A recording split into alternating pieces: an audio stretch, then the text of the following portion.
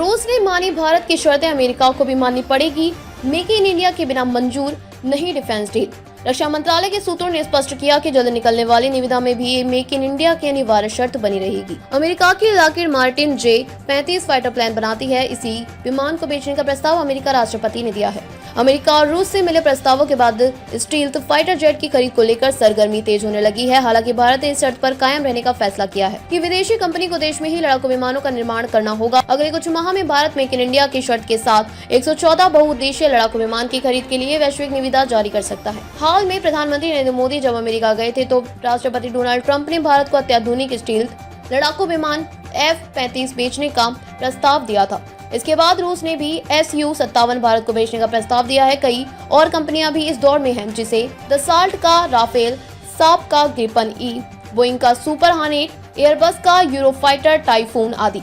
भारत ने 2018 में विभिन्न कंपनियों से प्रस्ताव भी मांगे गए थे। इसके बाद कुल 8 प्रस्ताव भारत को मिले थे, लेकिन अब तक निर्णय नहीं हो पाया है। ज्यादातर कंपनियां भारत को विमान बेचने की इच्छुक तो हैं, लेकिन भारत में निर्माण की शर्तें स्वीकार नहीं कर रही थी। रक्षा मंत्रालय के सूत्रों ने स्पष्ट किया कि जल्द निकलने वाली निविदा में भी मेक इन इंडिया की अनिवार्य शर्त बनी रहेगी। अमेरिका की Lockheed Martin J-35 fighter plane बनाती है। ऐसी विमान को बेचने का प्रस्ताव अमेरिकी राष्ट्रपति ने दिया। सूत्रों की माने तो यह कंपनी शायद ही भारत में विमानों के उत्पादन की शर्त स्वीकार करे, क्योंकि ट्रंप भी अमेरिका में ही विमान उत्पाद पर जोर दे रहे हैं। इधर सूत्रों का कहना है कि रूस का रुख इस मामले में लचीला हो सकता है। रूस पूर्व में सुखोई बिक्री भारत को उत्पादन की शर्त पर कर चुका है। लगातार बढ़ती जा रही है चीन की चुनौती।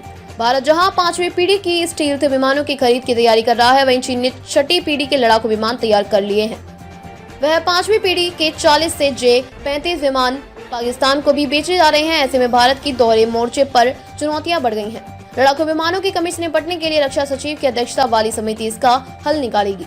SKSU-57 की विशेषता, दुनिया का सबसे घातक और तेज गति से हमला करने में सक्षम।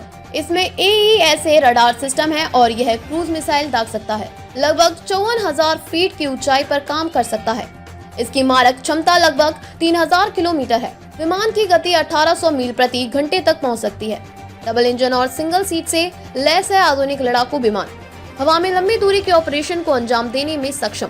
अमेरिकी F-35 की खासियत, इसकी मारक क्षमता लगभग 2200 किलोमीटर है।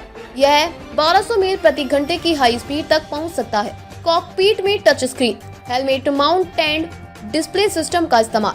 चारों ओर 6 इंफ्रारेड कैमरे लगे हैं।